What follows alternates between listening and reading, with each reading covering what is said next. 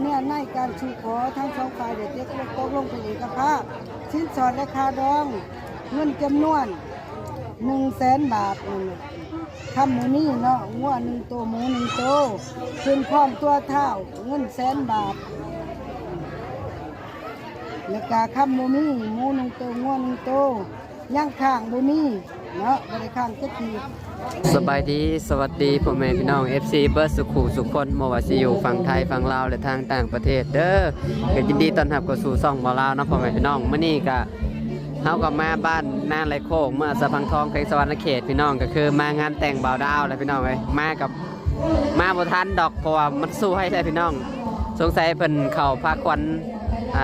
เรียบร้อยแล้วแหละพี่น้องอยู่เทือนหลังนี่แหละเนาะบ่าวโยเพิ่นก็อยู่ตั้งแต่เมื่อวานนี่พุ่นเนาะเขามาส่งเพิ่นพี่น้องมื้อนี้เฮาก็มาแล้วก็สิเอารถให้เพิ่นขับเมื่อเองเนาะเพราะว่าเฮาสิไปเมืองนองกับซุมบ่อเตียงเนาะพี่น้องเดี๋ยวขึ้นไปทางเพื่อนก่อนพี่น้องเอ้ยขึ้นไปเบิ่งเจ้าสาวกับเจ้าบ่าวเนาะบ่าวไทยสาวลาวพี่น้องเดี๋ยวขึ้นไปทางเพื่อนกันเลยพี่น้องนี่นะพี่น้องอ๋ออ๋อสวัสดีเดี๋ยวมาเกือบบ่ทันจับกล้องกันเลยสิผูกแขนให้บ่าวดาวก่อนฮะถ่ายเพื่อเอาเห็นเป็นอ๋อคลิปนะเอาหลอกครับเอาหลอกถ่ายก็บอกเป็นยังเขามาบ่ทันกะอันน่ะเก็บภาพบรรยากาศสำนี่เนาะพี่น้องไปเบิ่งนำกันอันน่ะสุขวนแล้วหรือบ่เรียบร้อยผูกแขนกำลังกันมาหัวโยกเจ้าบ่าวกันนะจะว่าพ่อบ่ผมเป็นยังสำนี่แหละผูกแขนก่อนแขนไม่เคยป้อมนะเคยนะเคยป้อมที่ให้ผูกแขนนั่นเลยเอาเจ้ายังผูดินี่เดี๋ยวผูกแขนให้บ่าวดาวกับสาวพลอยก่อนพ่อแม่พี่น้องเลย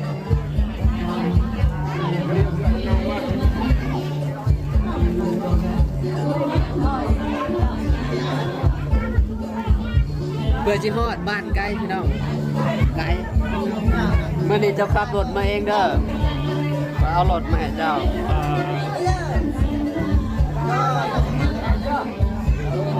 เอาดีๆเดี๋ยวได้ถ่ายดีๆในโรงงาน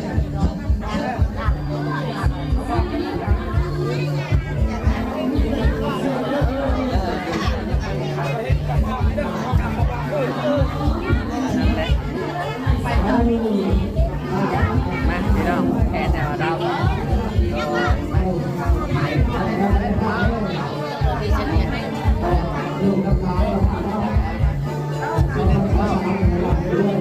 เรียนไปเดียวเลยเนาะ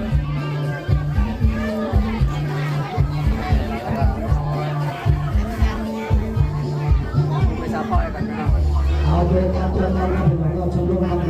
ไม่ได้นอนเมื่อคืนนี่อยู่นี่เมาแล้ววันนี้นอนจะว่าพบก่อนจะเปล่าพบก่อนเอาไปห้องเคยป้อมบ่อนี่นะเคยป้อมอยู่เยอะมาลูกทำไปพี่น้องไม่รู้ก็พี่น้องเราลูกทำไปก็อะไรจำเป็นเกียรติท่านทางพอทุกอ้างเลยก็เรียบร้อยพี่น้องกูใครจะว่าเคยป้อม ไปผูกันแล้วเคยป้อมกันพี่น้องปลาขวัญเพิ่นเนาะคุณน่ะจะใช้อันนั้นเจ้าสาวเจ้ามีนะสาวมีเคยป้อมก็เลยเรียกว่ามีเจ้าสาวจะดอกเนาะน้องพี่น้องอันก็เจ้ากระพอดลำบงอยู่ข้างล่างผมบ่ได้จัดอันน่ะลำบงบ่จะหอบจัดไปไหนเล่นแต่แก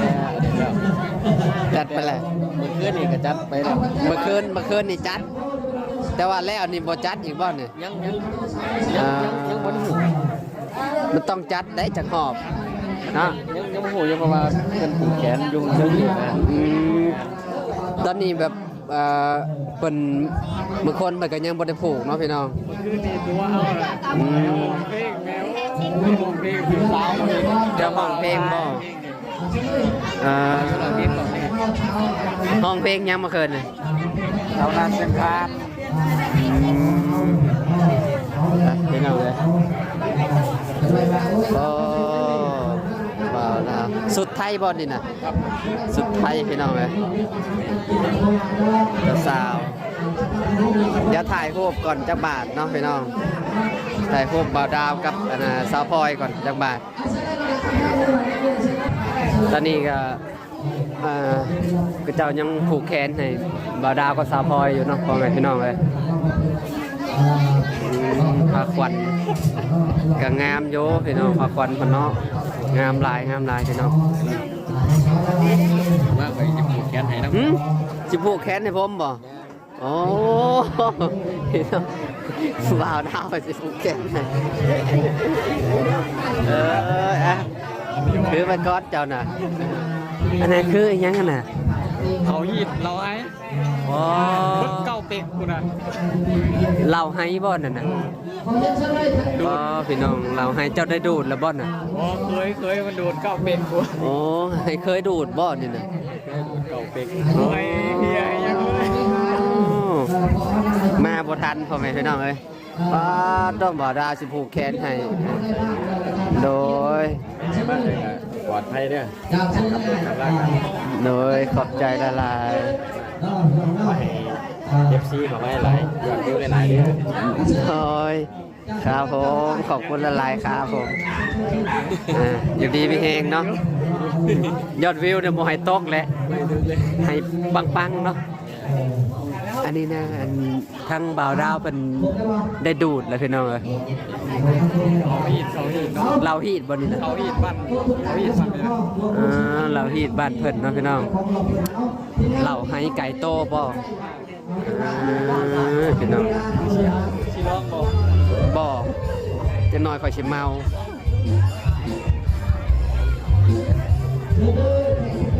บ้านนี้อะนะสงสัยผู้สาวบ่หลายปานใดเนาะอยู่ข้างล่างเบิดบ่ ไอ้เรามีเราชองคนว้าว แต่งแล้วนี่ก็คือแบบจักมื้อสิได้กลับเนาะบ่าวดาว สี่หาหมื่น 4-5 มื้อเนาะเดี๋ยวสิมาเยี่ยมมายามเพิ่นอีกพี่น้องเลยเพราะว่ามื้อนี้เพราะว่ามันเป็นงานเพิ่นเด้เนาะก็เลยแบบบ่ค่อยได้ลมกันคักปานใดนะพี่น้องพุ่นแลมื้อหน้ามื้อในพุ่นสิชวนบ่าวโยเพิ่นมาใหม่เนาะมื้อนี้ก็มาแสดงความยินดีกับบ่าวดาวเนาะผู้สร้างครอบครัวใหม่ให้เฮงๆรวยๆแล้วบัดนี้ปังๆ มีลูกมีหลานจะบ้านจะเมือง บ้านนี่ไปฝนตกครับ แม่นฝนตกเมื่อ มาอยู่บ้าน ฮอดเชโนฝนตกฮัม ไปกินข้าวบ้านไปกินข้าวบ้านจังหวัด ได้เพราะว่าจังได้ก็รอหมู่มาอยู่แล้ว เพราะว่าผมสิออกไปพุ่นออกไปถ่ากับเจ้าอยู่ทางดำหั่นนะเดี๋ยวให้ซ่อนเพิ่นมื้อนี้ไปแล้วเพิ่นเมื่อเลยบ่าวโยเพิ่นเมื่อเลย ประมาณนี้เนาะพ่อแม่พี่น้องบรรยากาศอบอุ่นดีหลายพี่น้องผู้คนมาเนาะเต็มเลยข่าวผู้แก่อันบ่ได้ลงไปอันจันระบงจะหอบบ่ผูกแขนแล้วเนี่ย ยังบ่รู้อยู่ว่าจะรักมัน บ่ได้ลงจันระบงจะหอบบ่วะเจะบ่าวครับอันน่ะเจ้าสาวเนาะพี่น้องต้องไปพรได้เนาะบาโยก็ได้เงินเต็มแขนสำเจ้าบ่าวพี่น้องเอ้ยกักแล้วอันนี้นะลงไปเก็บภาพบรรยากาศอยู่ข้างล่างน้ำกันพ่อแม่พี่น้องเอ้ยป้าลงไปอันน่ะไปเก็บเบิ่งน้ำกันพี่น้องภาพบรรยากาศเนาะ ผมเดี๋ยวจะกินลงไปตาม ครับผมเดี๋ยวให้ไทยบ้านที่ว่ามาห่วมในงานเพิ่นปลูกแขนให้เบาอันน่ะเบาดาวกับสาวพลอยเพิ่นก่อนเนาะพี่น้อง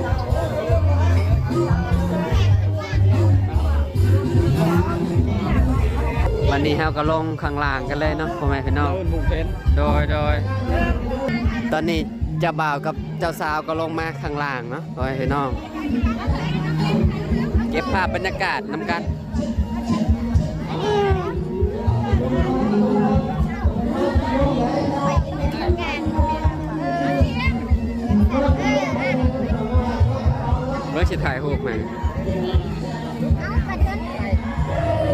ตอนนี้ก็ถ่ายรูปแล้วเลยพ่อแม่พี่น้องรูปบรรณาเจ้าสาวกับเจ้าบ่าวเนาะทางบ่าวโยเพิ่นก็เข้าน้ำเพิ่นสมมาเนาะพี่น้องนี่ยังนี่สมมาไม่หยาบ่ฮะแม่นและสมมาและนี่เครื่องสมมาเนาะอันนี้คือเครื่องสมมาเนาะพี่น้องที่นี่พาไปเบิ่งภาพบรรยากาศอันน่ะเพิ่นพรระบงเนาะ เคยใช้ชีนี่เป็นจังได๋ สีชมพูขักโยในเรื่อง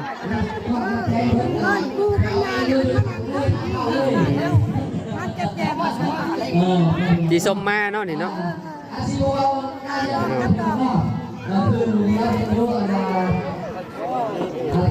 อันนี้เจ้าได้ดูดบอลเนี่ยดูดรสชาติเป็นยังไง โดนไปแล้วเหล่าขาว เหล่าขาวเลยพี่น้องเลยอ๋อ ผมนำไป บอโยจะเปกเลยนี่ เงินมามา โบกับเนี่ยเมย์บ้าเมย์บ้าดาวดาวเนาะ มันดีสวยบอกรู้มั้ย พี่ขึ้นมานั่งพี่เจ้า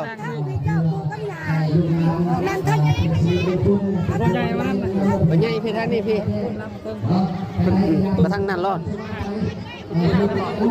ขึ้นนั่งอยู่เทิงมาเจ้าน่ะ นั่งจะยากอยู่นี่ลูก ถ้าเท่าแก่กันนั่งตั้งขางเลยเจ้านั่งนั่ง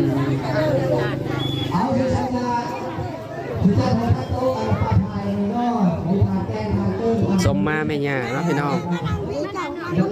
ทำแม่มานั่งพี่ แล้วไหนเจ้าพ่อเขาหรอกินยาเจ้าครับ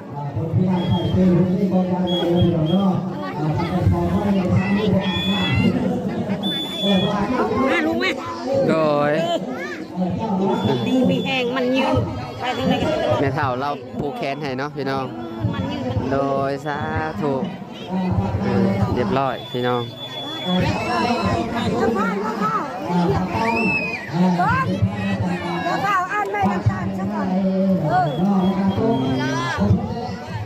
อ่านไม่น้ำตาลสักก่อนพวกตู้เขาบ่หมดเลย พรโต้เนี่ยก็ได้เนาะ ส่วนเราสันติภาพตลาดพัฒนาถาวรเมื่อราชพัฒน์ทองบ้านอะไรโคกใบอนุญาตแจ้งรองในใบน้ำตาลเนาะเอียงตามจัดบาการกฎหมายคุ้มครองปรับปรุงเลขที่หาฉบับการชูคอและแจ้งรองเงินที่หาเงินที่สองฉบับที่หาลงวันที่ยิ่งใช้การหนูห้องขอแจ้งรองของบ่าวสาวที่มีความมาคักกันเจ้าหน้าที่ทะเบียนครอบครัว ก็บอกก็ต้องเยอะมาอะไรนึง อะไรอย่าผ่าก่อนโอ้ยเจ้าหน้าที่ทะเบียนครอบครัวของบ้านแน่ในโคกเมื่ออาจจะพังท่องแขงสวรรค์เขตจึงเห็นดีตกลงอนุญาตให้เท่าที่ละไส้อายุ26 ปีอาชีพค้าขายนอนหน่วยเลขที่68บ้านดงจงอ้างเมืองยังก็สละไซคนเล่าเอาเนาะมันเดี๋ยวพันยาแค่ยะโสธรซึ่งเป็นบุตรของนายสุริยาบ่หรือวะพ่อแม่อุทัยสมน้อยเนาะมีนางบางอ่อนมันมีจิตมีในจิตเลขที่68บ้านดงจงอางเมืองมหาสารไซแขวงยะโสธรเป็นรองกับนางพลอยอายุ25 ปีซึ่งอาชีพทำหน้าหน่วย6บ้านนาไรโคกเมื่ออาจจะพังท่องแขงสวรรค์เขตซึ่งเป็นบุตรของฐานถึงและคุณหน่วยที่6บ้านนาไรโคกเมื่ออาจจะพังท่องแขงสวรรค์เขตฉะนั้นเจ้าหน้าที่ทะเบียนครอบครัวเห็นดีอนุญาตให้ครูบ่าวสาวแต่งรองนำกันไปนับแต่วันที่10เดือน1ปี2023กงกับถึง4 ค่ำเดือน2เล่าวันที่10เดือน1 2023เนื้อในการชูขอทั้งสองฝ่ายเด็กตกลงเป็นเอกภาพสินสอดและค่าดองเงินจำนวน100,000 บาท ทำหมูนี่เนาะงัว1ตัวหมู1ตัวขึ้นพร้อมตัวเท่าเงิน100,000 บาทแล้วก็คำหมูนี่หมู1ตัวงัว1ตัวย่างข้างหมูนี่เนาะบ่ได้ข้างจักทีฉะนั้นถ้าหักกันไปยังอยู่น้ำกันมันแกนบ่ทีทางนี้ไปน้ำกันที่ทางบ่ถูกต้องแม่เลยทำนั้นทามาน้ำเจ้าโคตรฝ่ายซ้ายยิงตามฮีดของในกฎหมายของบ้านเมืองหนังสืออนุญาตแต่งรองสมัครนี้มีผลศักดิ์สิทธิ์นับแต่ลงลายเส้นเป็นต้นไป เจ้าหน้าที่ทะเบียนครอบครัวบ้านนั่นไรโคกทานท้อมทิพย์พ่มมีใส่ถักแม่นน้องเนาะถ้าร้องแสนบาทเนาะยกแสดงว่าเอกภาพกันถูกต้องทั้งสองฝ่ายเนาะขอลายเส้นผัวแล้วก็ลายเส้นเมียเส้นราคาอยู่นั่นเอง ขอลายเซ็นสาวพลอยกับบ่าวดาว คิดซื้อนั่นล่ะเจ้าก็ต้อง คนหนึ่ง300,000 ว่าเจ้า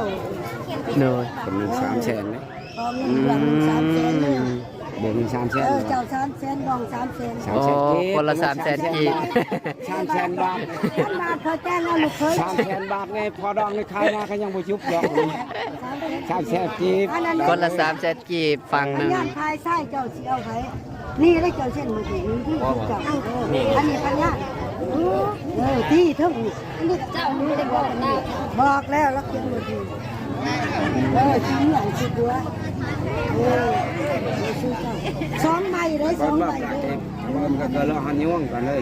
เนี่ยรอเนี่ยเดี๋ยวมันมี2 ใบ เขาแต่งเอานี่มันก็โตได้บ่ได้ของเขาฉันไปอันไปเนี้ย ค่าดอง100,000 บาทพี่น้องบ่มีติดเนาะจ่ายเบิด เขียนมาน่ะชาวบ้านเมืองชาวบ้านเมือง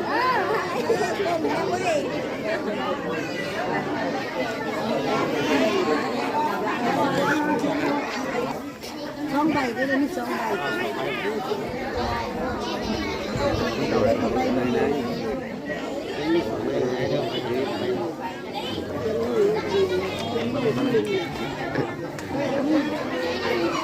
ให้แม่บ่าวดาวกับพ่อบ่าวดาวเซ็นเนาะ Anh cái đấy, đấy là bảo nó việc cái đi mà chụp kẹt quăng nữa, nè là mò lại việc cái đi nè, việc mình đi giữa nó lại đục ra, hay đục ra, đâu, ha, đục ra nam, nè là mò chụp cái nè,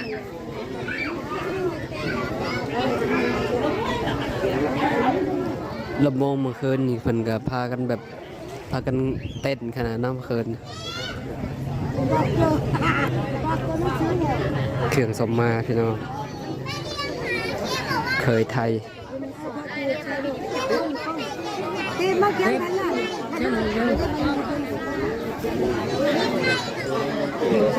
เส้นทั้งพอสะพอยกับเส้นเนาะเส้นเบิด2 ฝ่าย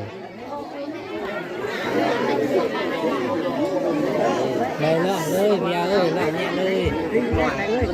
lọ lại học chép. ตอนนี้ก็เส้นแล้วแหละพี่น้องอะ จอมขึ้นลูกเจ้านก ก็มีแต่ นกนี่ทุกวันนี้นกจะกระตุกนกนั่นแหละข้อมูลข้อ เอาเสื้อนี่ บ่ต้องตอบเลยบ่ตอบก็ได้ ว้าวภาษาโลกว้าว เสื้อก่อน คนขอบุญขอคุณมันเขาแน่นะ มีของยา ไม่ใช่โต๊ะรถเลยขอคุณกับเขาแน่ ของยาไว้พ่อนึกกันเลยใส่ลงไปเราก็ต้องมีอะไรจะทำให้ก็นี่ไงมั้งใช้เราไม่ผู้แกนะแต่บ้านสวยมั้งก็ปูอีละแม่พ่อแม่แพทย์ก็ไปเต้นบ้านแกมันใกล้เล่าไม่รู้ให้สมมามียิ่งก็จะมาเนี่ยผู้ชายก็สมมาผู้ชาย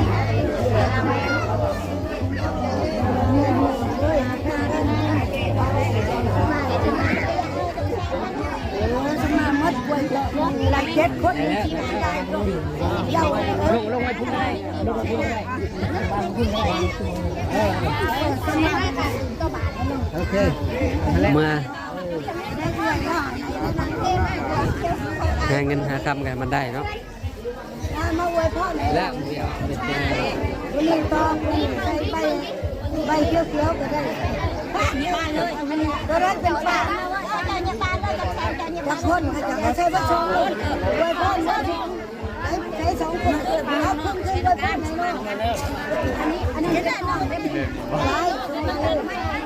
นเลยเอาอวยพ่อ ขึ้นไปทางนั้นจ้ะ ได้หนูน้ำแหน่ได้เลยปะ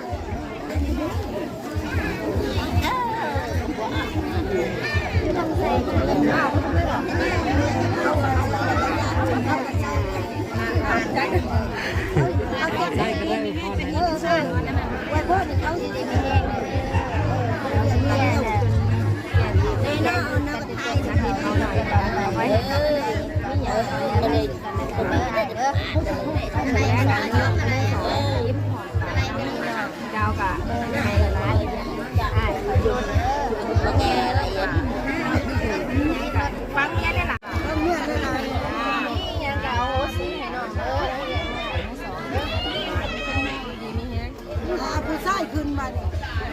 ผู้ชายคนมีมากจะคนผู้ชาย ผู้ชายมีมานำบ่ใช่ใช่นี่เพิ่นก็อันน่ะสมมาแล้วเป็นที่เรียบร้อยเลยเนาะพ่อแม่พี่น้องแล้ว ขึ้นไว้พ่อในลูกร้านเนี่ย ไปไผอันน่ะบ่ ข้าวขึ้นไว้พ่อไหนก็ได้ ขึ้นมาว่า โอ้พ่อกลับมาขึ้นรถโชว์เนี่ยได้สิแม่ไปเล่าเยอะๆเลย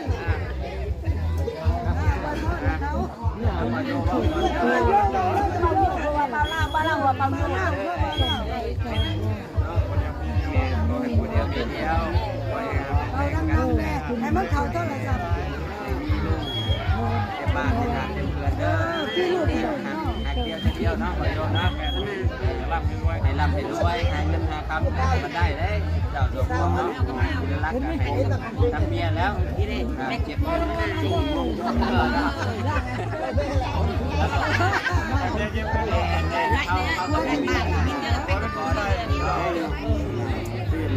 มียังไว้บอลไลน์ขอให้แข่งกัน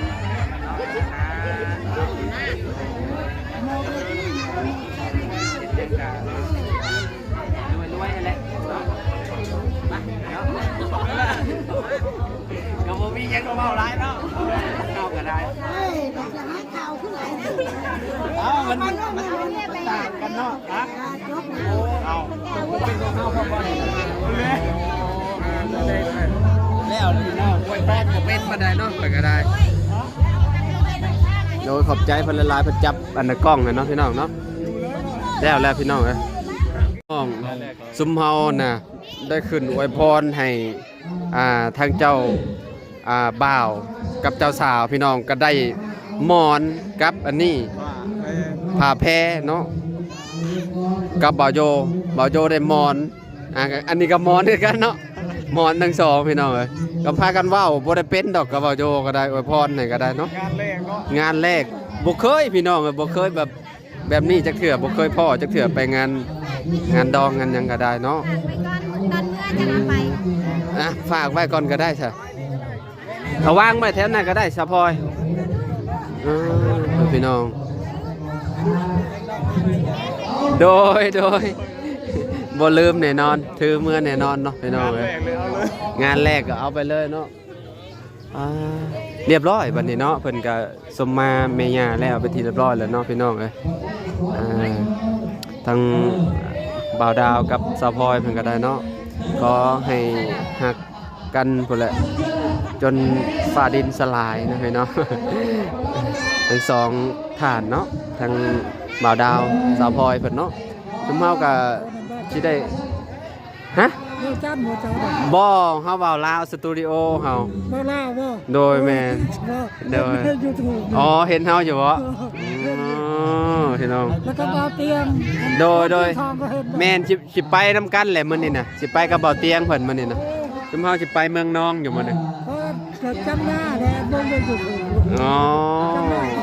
โดยขอบใจหลายๆ FC พี่น้องพอเราก็เบิ่ง YouTube เนาะโดยขอบใจหลายๆโดยเรียบร้อยพ่อแม่พี่น้องตอนนี้เนาะ